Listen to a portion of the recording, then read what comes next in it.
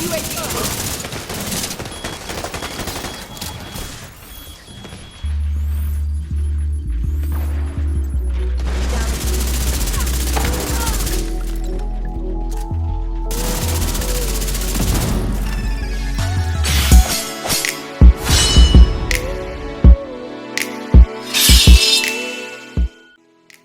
guys, welcome back to another Division 2 build video. In today's video, I'm going to be breaking down 3 of some of the best solo DPS builds viable for Year 7 Season 1. One of these builds is a Backfire SMG build that some of you guys have been asking to see, so I went ahead and finally put one together, and it's extremely viable. I'm not really a big fan of SMGs, but this Backfire build is hella fun to play with. So each of these builds will be targeting a different playstyle, so whether you like playing aggressive or more tactical by using cover-based mechanics, there's something here that should suit you. So guys, without further ado, let's get started.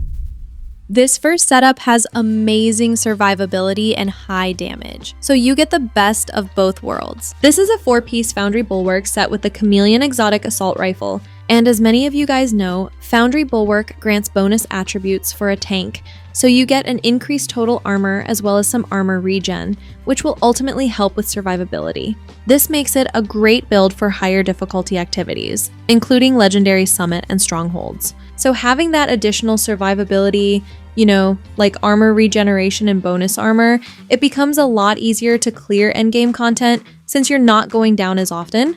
Plus, with the way I have it set up, the damage is still pretty high. I've showcased this build before in previous videos, but it's so much better now with the new seasonal modifiers. So for the primary weapon, I'm using the Chameleon Exotic Assault Rifle. This gun has really put itself on the radar lately as being one of the best exotic ARs in the game right now. The talent it comes with, Adaptive Instincts, will grant you 3 different buffs that last for 45 seconds. So by hitting 30 headshots, you get a 20% critical hit chance and 50% critical hit damage bonus. Then hitting 65 body shots will grant 90% weapon damage. And finally, by hitting 20 leg shots, you get a 150% reload speed bonus. Now, if you don't have the Chameleon, no worries, it's not the end of the world because you can just grab your favorite AR and roll the Talent Killer on it, or you can even use the Caretaker if you have one. Or you can use the Strain Talent, so that's another option if you don't like Killer. The Caretaker is pretty much a named enhanced G36 that comes with the perfect killer talent. So instead of getting 70% critical hit damage per enemy kill with a critical hit, you get 90%, which is great. For the mask, a Foundry Bulwark piece with armor, critical hit damage, and a critical hit damage mod. Then for the vest, a Fenris group chest piece for the 10% increased assault rifle damage with weapon damage, both critical hit damage and chance, and a critical hit damage mod. And for the talent, I'm using Intimidate, which basically grants you weapon damage per stack while having bonus armor. So when I get bonus armor from the Memento backpack, this talent gets activated, but I'll elaborate more on that for anyone here who's new. But for the holster, another Foundry piece with armor and critical hit damage. Also, Foundry Bulwark pieces will always drop with armor as its core attribute, since it's designed for a tank, so just keep that in mind. Now, for the knee pads, a 3rd piece of Foundry with armor and critical hit damage, then the final piece of Foundry gloves with, again, armor and critical hit damage. So on all the Foundry pieces, I have armor and critical hit damage. And for the backpack, the exotic Memento bag. So many of you guys already know how this bag works, but one huge benefit of having this backpack is that it comes with all 3 major core attributes. So you're getting weapon damage, armor, and skill tier. So I'll show you guys some alternatives if you don't have the Memento bag, but the Memento bag is super viable. I use it on almost all of my builds. Both the short and long-term buff, especially the long-term buff, help tremendously with overall damage and survivability since it adds armor regeneration. But as far as alternatives, you have the option of going with more survivability or more damage. Like, say for example, you want to add more survivability, right? Well, in that case, you can go with a Gila guard bag and just roll the Adrenaline Rush talent on it. So that way, you're getting a 5% total armor bonus, and Adrenaline Rush works very well with Intimidate because it will provide you with bonus armor when you're within close proximity of an enemy. And remember, with Intimidate, you're getting a nice amount of increased weapon damage, about 36% at full stacks, but it will only activate when you have bonus armor. So that's why Adrenaline Rush works well with the Intimidate talent. It helps activate it by providing bonus armor. But you also get some bonus armor from the global modifiers, just not enough to count on though. But if you would rather have more damage, then you can go with a Walker Harris bag for the 5% increased weapon damage and roll the talent Vigilance or Unstoppable Force and just swap Intimidate for Obliterate. Obliterate will increase your weapon damage just by landing critical hits, and this stacks up to 20 times, so at full stacks, that's an added 20% weapon damage. Plus, this version can be played from mid to long range, so you don't have to worry about being up close and playing aggressive if that's not your style. Now for the skills, I'm running the Ballistic Crusader Shield with damage bonus and active regeneration mods.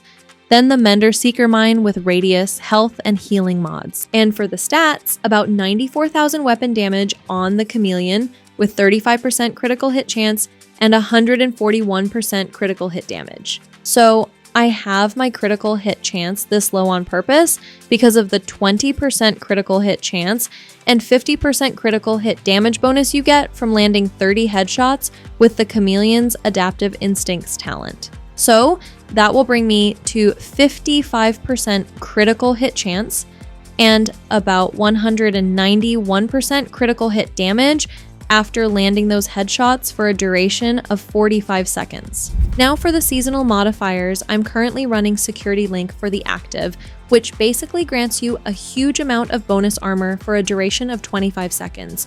So you're getting about 60,000 total armor for every blue core you have equipped. This was actually a signature alt back in the first division, so that's kind of cool how they brought it back. But for the passive modifiers, I'm running Loaded Up, which adds 25% of your critical hit chance value as critical hit damage while you're at tier 5. Then Supportive, which will basically enhance the healing from the Mender Seeker Mine. And finally, extra padding for the bonus 5% protection from elites.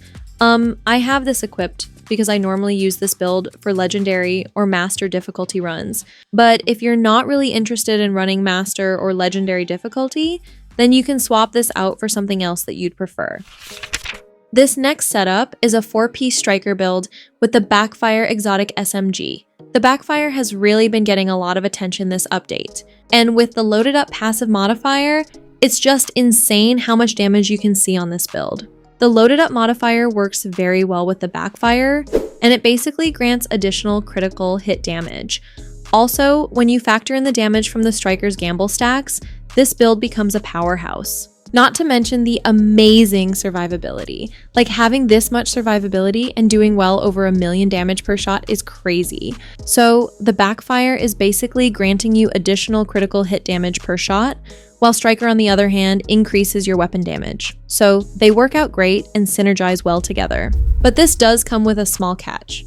So with the payment in kind talent on the Backfire, dealing damage to enemies adds a stack of 2% critical hit damage, and since this caps at 100, you can get up to 200% critical hit damage, which gets increased even further by the Loaded Up talent. Oh, sorry, modifier, not talent.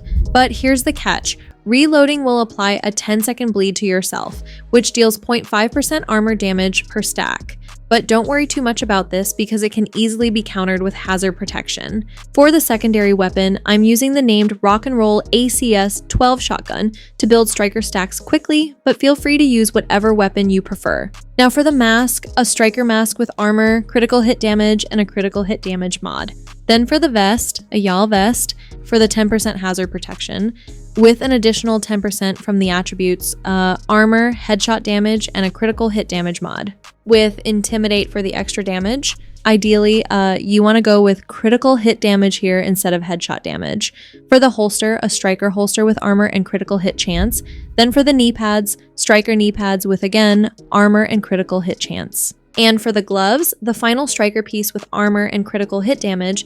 Then for the backpack, the exotic Memento bag. So again, you're getting all 3 major core attributes. Now, since this is a close range build, I decided to go with the Firewall weapon specialization for the Striker ballistic shield. This shield variation, unlike the Crusader shield, will boost your damage, including allies in your group. So you get a damage percentage per number of enemies in front of your shield. Mine is 13%, which is a bit higher because I'm using a couple mods that give me additional bonuses. For the secondary skill, I'm currently using the decoy because it helps keep aggro from the NPCs away from me for a period of time. This helps buy you some time to move from cover to cover. Plus, I like having the element of surprise, but feel free to use whatever floats your boat. For the stats, 60% critical hit chance and 120% critical hit damage on the Backfire with about 94,000 weapon damage. And for the seasonal modifiers, at the moment I'm using Security Link, but Assault Link is also really good if you want the additional damage. But for the passive modifiers, Loaded Up, which grants bonus critical hit damage, then the best kind of defense, which grants additional headshot damage, and finally Safety First, which will increase your hazard protection by 7.5% for each stamina tier. This is going to help increase your base hazard protection, and it will help counter the bleed from the Backfire, so this modifier only helps. So this last build is a super powerful ongoing directive setup, harnessing the power of the Catalyst Exotic Mask. The Catalyst Mask was actually bugged for a while, but it was recently patched, so it's working as it should, and the damage increase you get is really nice. But this build can be played at mid to long range, so if you don't like playing aggressive or up close, then you might find this setup suits you better. Now, I showcased this build before in a previous video, however, I did swap out the back piece for more damage, and I'm using the RPK as my primary weapon, but you can see just how crazy the damage is with this setup, right? And as many of you guys know, the RPK is an LMG with a super high base damage, but this isn't necessarily an LMG build, so if you don't like using LMGs, then you can use another weapon. But for the primary weapon, the RPK with over 140,000 weapon damage, and the talent Sadist. So Sadist will amplify weapon damage by 30% to bleeding enemies. And for the secondary weapon, the Lexington AR. So in case anyone's wondering, I actually crafted this RPK at the crafting station. So if you have the blueprint for it, you can craft it. It's definitely worth using, and it's a great weapon. For the mask, the Catalyst Exotic Mask with a critical hit chance mod, and I think it will always drop with weapon damage, hazard protection, and status effect. I'll explain how this mask works for anyone new in just a sec.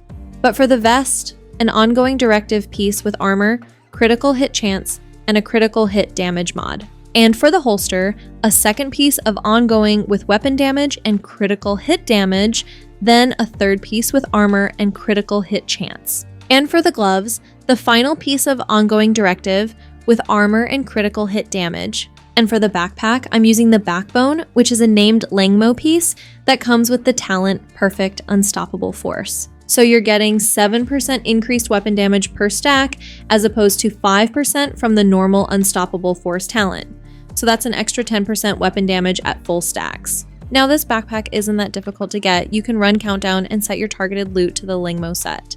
However, getting it to drop for you with both crits is the real challenge. But you also have the option of going with either a Walker Harris backpack for the 5% weapon damage bonus or a Keska bag for the increased 8% critical hit chance, then you can just roll Unstoppable Force on it. Now for those who don't know, the Catalyst Mask works very well with Ongoing Directive. And this is because Ongoing Directive will grant you hollow point rounds with the Rules of Engagement talent, which you unlock with a 4-piece set. So basically, shooting a status affected enemy will apply a mark to that enemy. Then eliminating that status affected enemy will grant you hollow point rounds, which will increase your weapon damage by 20% while simultaneously applying bleed to the target. And you will start building stacks of catalysis. So dealing and receiving status effects will build stacks of catalysis to a max number of 12. Each stack will grant you 2% weapon damage and status effect damage. So at max stacks, that's about 24% increased weapon and status effect damage.